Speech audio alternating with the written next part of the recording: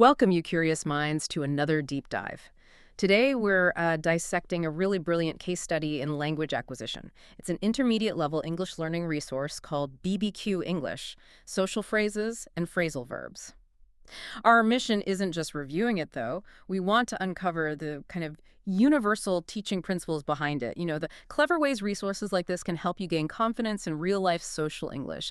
Not just for BBQs, obviously. We'll explore what makes it so effective for mastering everyday chat, especially around food and friends. Absolutely. And what's fascinating, I think, isn't just the what they teach, but the how. It's really a masterclass in using context, contextual embedding, Mhm. and practice, how that combination turns passive words into, active conversation skills.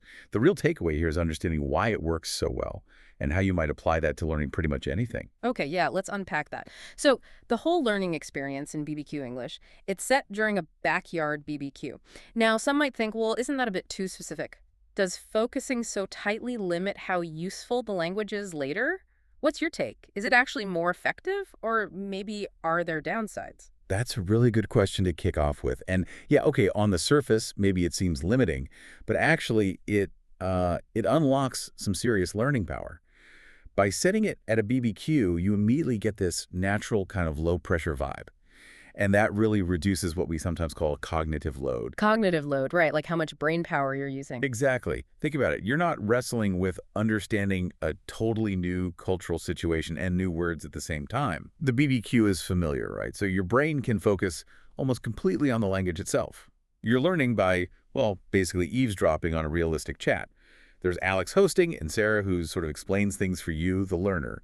So you grasp not just the words, but crucially, when and where it's appropriate to use them. Ah, okay. The situational appropriateness. Yes.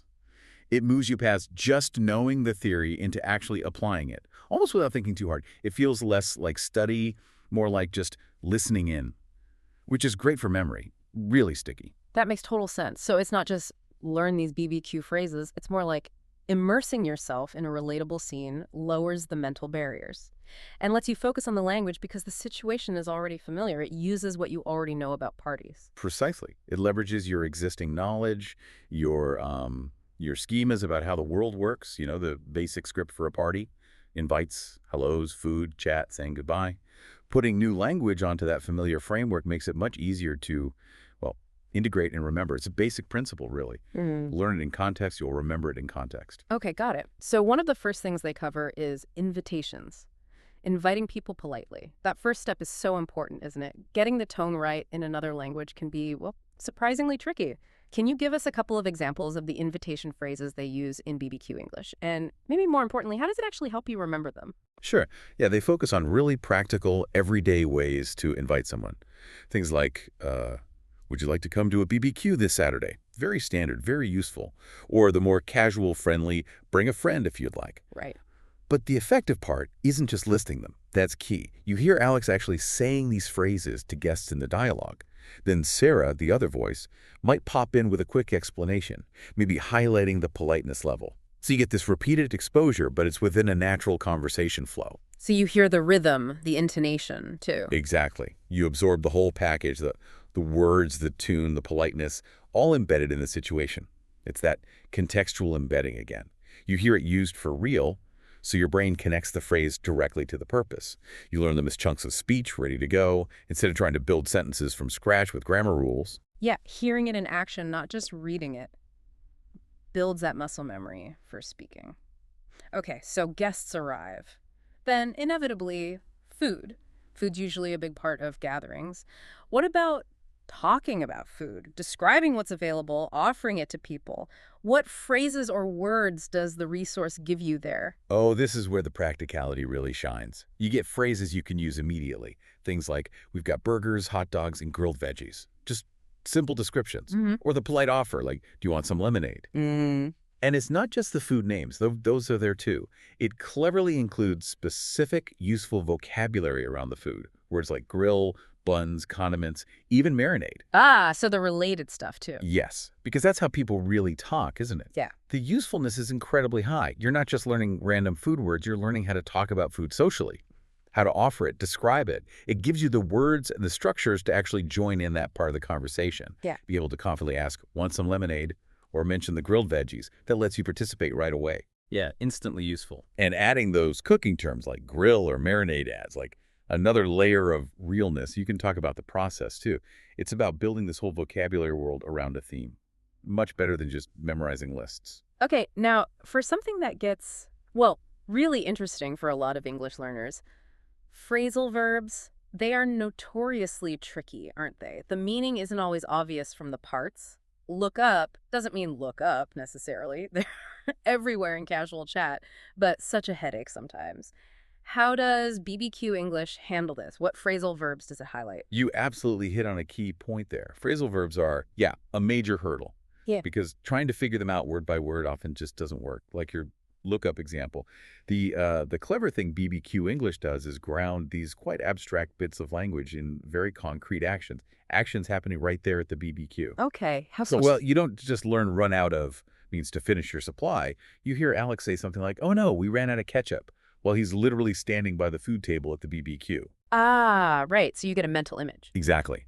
That direct link between the phrase and the situation is super powerful for memory and for understanding how to use it naturally.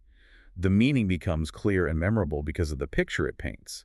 So the podcast focuses on really common ones you'd hear at a gathering. Set up the grill, turn on the barbecue, that run out of ketchup, and maybe help clean up afterwards. Yeah, all very practical for that setting. And they're not just listed. They are like embodied in the story, woven right in. This whole approach just demystifies them, makes them practical, visual, tied to actions.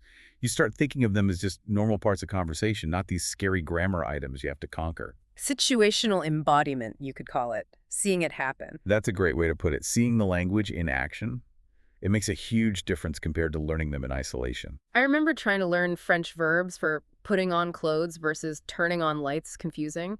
Seeing them used in situ would have helped so much. Exactly the point. And a BBQ is just full of these kinds of phrasal verbs. So by focusing on these common ones, the resource gives learners tools they'll actually hear and need to use all the time in real life. Big boost for fluency. It also helps you start noticing the patterns, how these verbs work. Makes sense. Okay, so it's not just invitations, food, phrasal verbs. Social events also need small talk.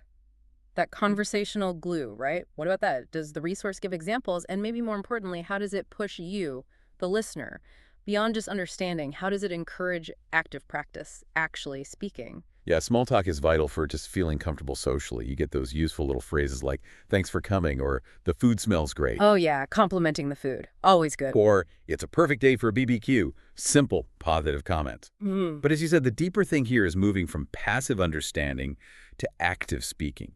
That's the jump where many learners kind of get stuck. They consume loads, but don't produce enough. The output part. Exactly. And BBQ English tackles this directly. It's not just for passive listening. It deliberately includes several things to get you talking.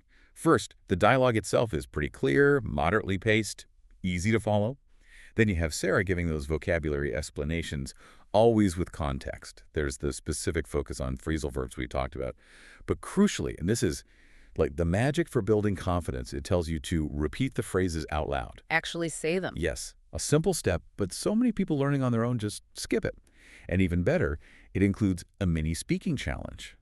It actively prompts you to practice inviting someone or offering food using the phrases you just learned. Ah, like a little role play prompt. Sort of, yeah. It forces retrieval practice, pulling the language out of your brain, not just putting it in.